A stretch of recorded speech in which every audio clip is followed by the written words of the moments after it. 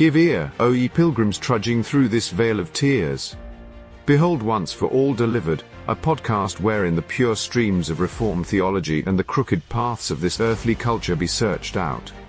Three godly servants, Caleb Castro, Andrew Smith, and Stephen Evertsey, do wield the sword of truth, expounding that faith once for all delivered unto the saints.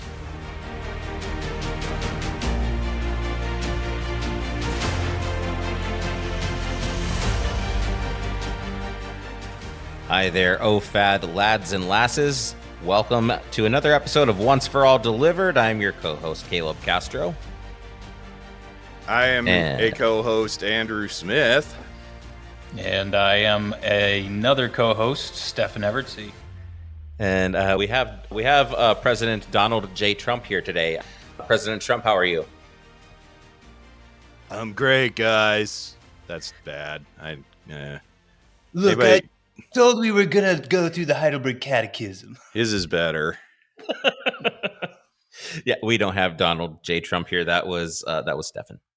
In case you couldn't tell. Yeah. See, There's a question.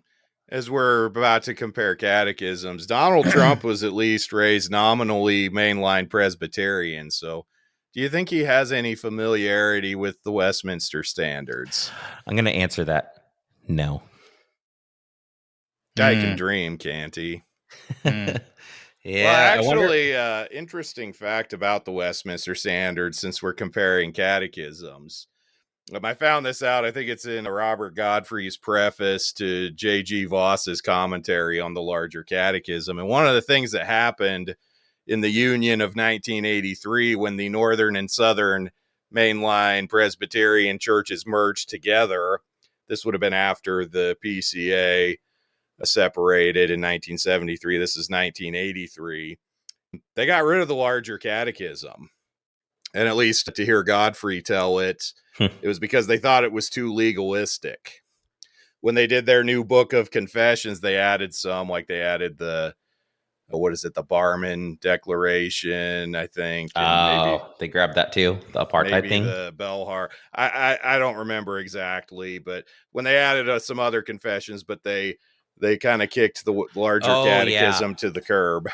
Who got rid of the Larger Catechism? PCUSA. The PCUSA, the merged mainline church, when the PCUS, which was the Southern mainline, and then the PCUSA, the Northern mainline, merged in 83. Still redeemable. Say, so how's that? Zoomer said so. He also blocked me today. So there's a block party, and I was invited, and then uninvited. I think I actually have a copy of that PCUSA Book of Confessions from around that time, from the 80s, for strictly research purposes only. I can tell you all about the PCUSA, but maybe not right now. Oh, yeah. I forgot about that. Mm-hmm. Maybe when we do our Redeemed Zoomer and Items Germain episode, we'll hit that up.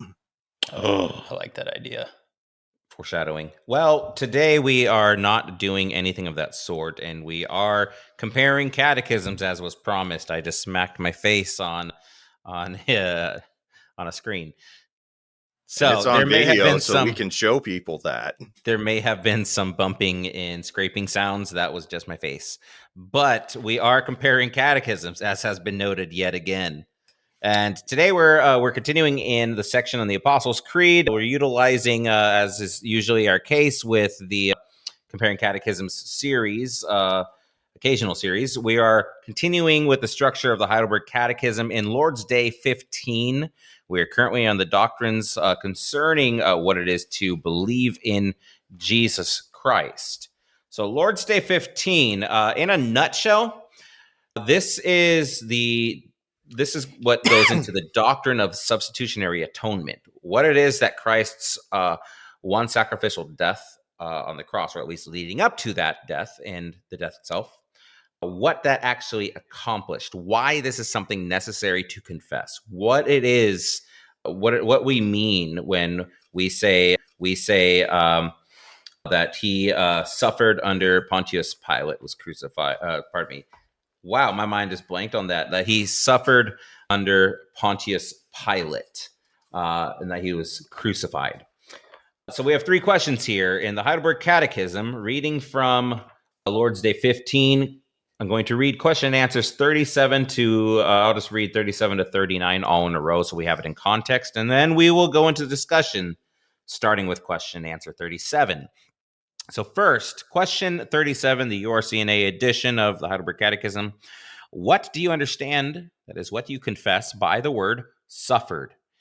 And the answer is that during his whole life on earth, but especially at the end, Christ sustained in body and soul the wrath of God against the sin of the whole human race. And that's an interesting phrase to note. The whole human race. This he did in order that by his suffering as the only atoning sacrifice, he might deliver us, body and soul, from eternal condemnation and gain for us God's grace, righteousness, and eternal life. Question answer 38. Why did he suffer, that is, under Pontius Pilate as judge?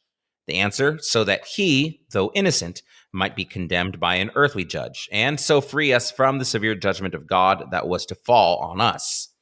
And question 39, is it significant that he was crucified instead of dying some other way? And the answer, yes. By this death, I am convinced that he shouldered the curse which lay on me, since death by crucifixion was cursed by God. And so that was my best professional voice to read this on. So I hope you enjoyed that. Let's go into the actual question and answer. Like catechumen. You should have read, and then I could have answered. Anyways. No. Okay. No. Okay. I don't have to say Not ready for anything that about yet. the Heidelberg because I'm now outnumbered 2-1 by URC guys on this show. That's right. Are there other Reformed confessions? I could take something else next time. We'll give you. Well, no. My plan here was actually I'll just ask the question here and let's go into the discussion. You guys can start off. Mm-hmm. Yeah. Well, so let's go to question 37. So what is it that we mean by confessing Jesus Christ suffered? How are we to understand this? Well, excuse me. Try that again. So I pulled up Zacchaeus or Sinus's. Bless you. Yes. Yep. His commentary. I always found that amazing. As I was studying the Heidelberg Catechism, like we actually have the commentary of one of the guys that put it together. So for those of you who don't know, it is available for free online. You can find it at monergism.com. And it's the entire thing. It's a PDF. You can search it. You can fly through. Oh, he's got the actual printed edition. The outdated one. There's a new one. Well, I can do a word search and just old NRC one. Yep. Yeah. There is a new one actually we'll plug for who put it out. The Reformed Free Publishing, the Protestant Reformed Church in America just put out one with some excellent footnotes on explaining some of the Latin phrases and doing some of the clarifying some of the citations and references that he uses. And it's a little bit modernized too in its language. Anyways. Well, so suffered, Ursinus denotes 7 things. He says, 1, Christ was deprived of heaven's blessed abode. 2, he was given the weakness of a mortal frame. 3, he suffered extreme want and poverty. 4, he was given insults, slanders, contempt. 5, he was brought temptations of the devil. 6, he was given an ignominious death, a death of no acclaim. In fact, a death of a bad name. All right. And 7, anguish of soul by the wrath of God. So that's the 7-point summary. His 7-point sermon. His 7-point sermon with 4 points of application. Before we go on to Andrew, there's an interesting thing in there which you had it somewhat implicit in there from Ursinus, and what is actually being communicated in confessing Jesus Christ suffered under Pontius Pilate is that this is not just talking about his trial. It's actually talking about the entirety of his life and his ministry, from including the incarnation itself up to the point of the cross. Mm-hmm. So this is the totality of Christ's earthly suffering and condescending, taking the form of a servant, as it were. I do have a bit of a question, and maybe it's a question a listener would ask as well, and maybe you can answer it. is there we're going through, it's the Apostles' Creed, right? Is there a reason? Is it just a pedagogical tool that the Heidelberg Catechism at this point kind of extrapolates and goes further on suffered? Or is the phrase suffered under Pontius Pilate more narrow than the Heidelberg Catechism actually utilizes? That's a good question. I think that the Heidelberg is extrapolating from the phrase itself, but I wouldn't think that it was a far off already by the time of the Apostles' Creed that this was understood as the larger totality of Christ's sufferings. Sure. But the Heidelberg certainly gives a more particular treatment of it. Andrew, you have any thoughts on that? No. Nope. Well, I do think it's something of an interesting thing to consider, because Christ's suffering is so often associated with his death, but it actually reaches much beyond that. And I'll expand on these thoughts a little further when we get into the Westminster on this. Okay.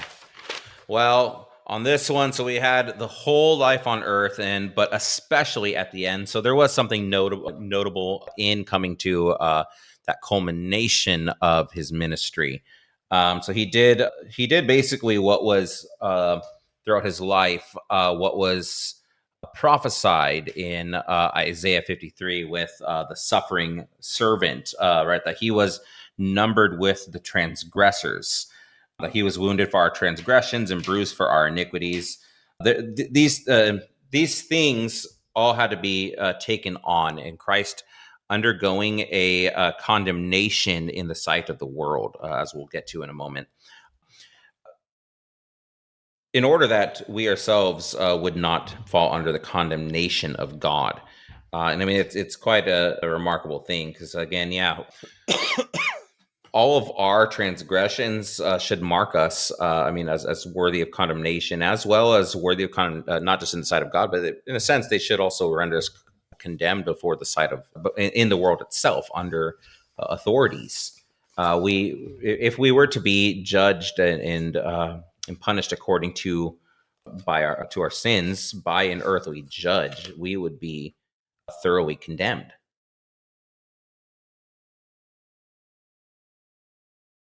Andrew? Yes. Yeah, there it is. So what do we have though with this phrase?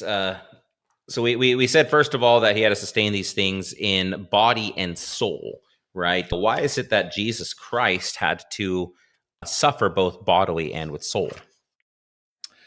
Well, I think we've talked about this before. We've talked about how in body and soul consists a person.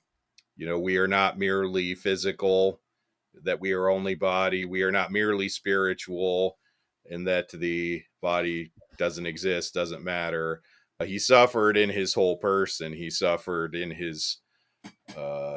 both of his natures, even divine and human.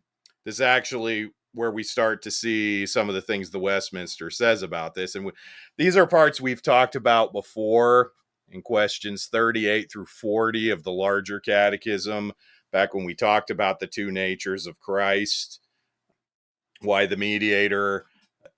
was requisite that the mediator should be God and that he should be man. Well, one of the reasons given in question and answer 38 of why it was requisite that the mediator should be God is that it would give worth and efficacy to his sufferings.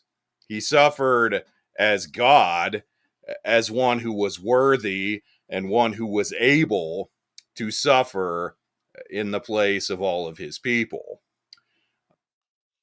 So that's important when we consider the sufferings, and him suffering in body and soul, and him suffering in both of his natures. He had to suffer as God, to give worth and efficacy, and then he had to suffer as man, because man has to pay for the sins of man. As question 39 says, it was requisite that the mediator should be man, that he might advance our nature, perform obedience to the law, suffer and make intercession for us in our nature, have a fellow feeling of our infirmities, that we might receive the adoption of sons and have comfort and access with boldness unto the throne of grace. So he suffered as man, he suffered as one like us, so that we might have all of his blessings and benefits. But there's another section that we haven't talked about yet of the larger catechism that gets at these issues of suffering. Caleb's looking at me like I did something wrong. Oh, no, I was saying, Westminster, he's doing it. He's actually doing it. Okay, then I'll keep doing it. Except I'll stop and cough. The other section that touches on these issues is questions 46 through 50, which concern, all of these questions and answers concern the humiliation of Christ. Now, when we talk about Christ's humiliation in the terms of the Westminster Standards, we are basically talking about everything that happens from Christ's birth, his conception, on up to his resurrection. So not his resurrection itself, but all things preceding it. So this covers the entire basically incarnation of Christ up to prior to his resurrection.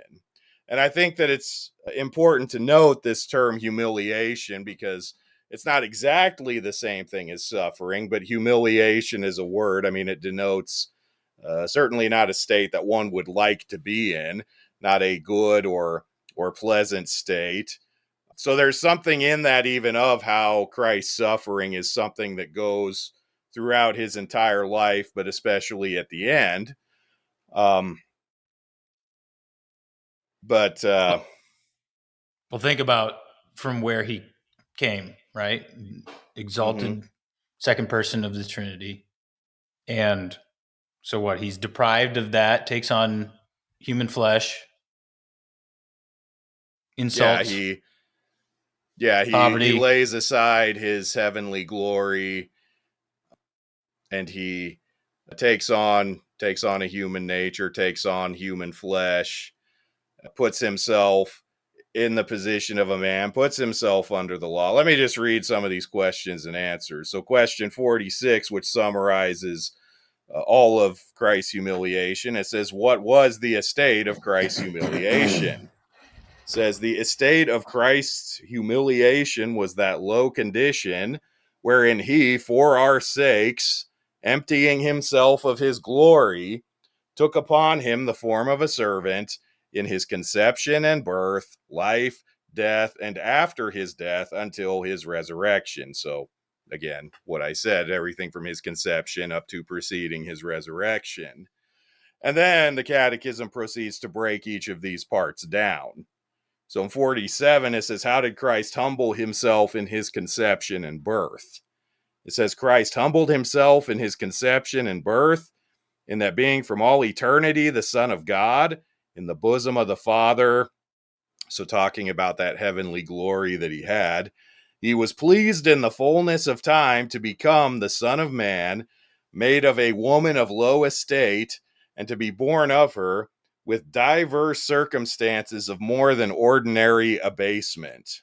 Now, that last line there is really fascinating, talking about diverse circumstances of more than ordinary abasement. To put that in more modern and contemporary language, basically, not only did Jesus become a man, and even a lowly man, but he was like more than a lowly man. He had a worse than average time, I guess you could say, being a man because of his situation, because of how he was born. And you could think about some of the various ways that was manifest. For instance, I'm preaching through the early chapters of the Gospel of Luke right now, and you think about the circumstances of Jesus' birth. I mean, we know that his conception was supernatural, that he was born of the Virgin Mary, but to the outside world, it didn't look like that way. His birth would have appeared illegitimate, and he would have faced some societal repercussions for that. And you can even see sometimes when he's sparring with the Pharisees and his other adversaries that they like to call that out. You know, you don't know who your father is, things of that sort. Or in another regard, it's you also have at the same time how even that, in people knowing his earthly father and his mother, is also used as a source of ridicule, such as when Jesus goes back to Nazareth and they're like, well, who's this guy, to be talking like this and teaching these kind of things? Is this not Jesus, the carpenter's son? Right? Yeah. Is his father not Joseph, his mother Mary? We know his sister's brother. So that even that in his being born by man is of a low estate. Yeah. Even of all the places, circumstances, families into which Jesus could have been born, he was born to a very, Mm-hmm. Ignoble. lower class, unimpressive family. It's not like he was born in any royal family. He wasn't born to any priests or scribes or any of the important people, governors. He was born to a builder and his wife. I mean, And then the also location of where he settled, right? Eventually, Nazareth. Going back to Nazareth. Can anything good come out of Nazareth? That's right. Can anything good come out of Hamel, South Dakota? So in a way, to maybe put these words of the Catechism in more layman's terms, not just a low estate, but a super low estate. You actually the word that the interesting thing here that I think is helpful is, that was my face again. The question 46 from the Larger Catechism, using the term of Christ's humiliation. That this in Latin, this I think it helps a little bit in understanding it in Latin, as we tend to associate humiliation these days with just embarrassment. Mm-hmm. But this is the word that's used at the very end of question answer 47. Abasement is another good translation for humiliatio in humiliare in Latin. And yet at the same time, this abasement or degradation it says that the diverse circumstances were of more than ordinary abasement. So it's like super abasement, super degradation. If we might coin a term for it. It's I think Stephanie used the term ignoble. Mm-hmm. Ignominious might be another one in that way. Like extreme shame, like put to extreme shame, ridicule even. So I mean, it's so this state of humiliation is you've somewhat alluded to it, Andrew, and it's even quoted cited in question answer 46 scripture proofs. Philippians 2:6, that who being in the form of God thought it not robbery to be equal with God, but made himself of no reputation, and took upon him the form of a servant, and was made in the likeness of men, and being found in fashion as a man, he humbled himself, there's that word, and became obedient unto death, even the death of the cross. Yep. So laying himself aside, in a sense. Yeah. And if I might bring Ursinus back in, he says, infinite injuries, reproaches, calumnies, treacheries, envyings, slanders, blasphemies, rejections, and contempt. I am a worm and no man, and a reproach of many. He hath no form or comeliness. When we shall see him, there is no beauty that we should desire him. And to steal Andrew's thunder on that for a transition, some further examples than what just Ursinus said. I think that's question answer 48, right, Andrew, in the Larger Catechism. That's where I was going. Yep. Question and answer 48. How did Christ humble himself in his life? Christ humbled himself in his life by subjecting himself to the law, which he perfectly fulfilled, and by conflicting with the indignities of the world, temptation of Satan, and infirmities in his flesh, whether common to the nature of man or particularly accompanying that his low condition. So again, just as seen in the Heidelberg, this suffering, this humiliation goes on throughout his entire life and the particulars of it. So one of these is being subject to the law. Now, Christ, being God, he is perfectly holy and righteous. He's the lawgiver, and yet he is placed under the law. He has to fulfill the law, not for himself, but for us, so that his a righteousness might be imputed to us. His righteousness might be accounted as our righteousness, because we do not have a righteousness that will pass God's judgment. We also see... Sorry, go ahead. We also see his conflicting with the indignities of the world. We've talked about this some already. He faced opposition. He faced rejection. He faced enemies. You know, you can even think about, we talked about the Pharisees. They spent all their time and effort trying to silence him, trying to stop him, eventually succeeding in a plot to put him to death, succeeding for a few days at least. But there's that opposition. There's even the rejection of his own family in the episode where his mother and his brothers rejected him, wanted to stop him from saying and doing the things that he was doing. The fact that he lived much of his life in poverty, in hunger, and in thirst. That's notable here, too, even in this answer at the end. He talks about infirmities in his flesh, whether common to the nature of men, so the kind of things that all people deal with, all kinds of suffering and difficulties and pain and hardship and all that, or particularly accompanying that his low condition. So because of his more than ordinary abasement, because of his extra low state, he had particular difficulties, particular infirmities, particular sufferings related to that. Basically, Jesus suffered, although he was God, although he was the least deserving of any suffering, not deserving of any suffering, he basically suffered more than anyone else could. So in this, this shows us the extent then of first of all what was needed to redeem man. And with that, we are out of time for today. O thou hast wrought a most unseemly audio transition, abrupt and jarring to the ear, as if the harmony of the spheres were rent asunder. Verily, it lacketh the gentle gradation that doth suit the soul, like a tempest that breaketh without warning upon the tranquil sea. Such suddenness is an affront to the godly order of sound, disturbing the heart's quietude. I beseech thee, mend this fault with a smoother passage, that the listener's spirit may not be disquieted, but rather uplifted in seemly concord. Yeah, well, nobody asked you. Thou hast inquired of me, for I am but a vessel not endowed with sentience. I can't take you anywhere. That's it, oh fad lads and lasses. The episode is over. We'll talk to you next time.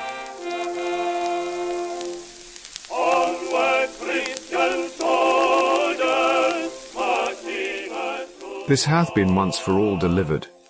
Seek us in the public square of X or Facebook at OFAD Podcast, or upon our digital parchment, ofadpodcast.com, where thou mayest uphold our labor with a subscription paid in good coin. Thou mayest send thy queries or godly exhortations to ofadpodcast@gmail.com.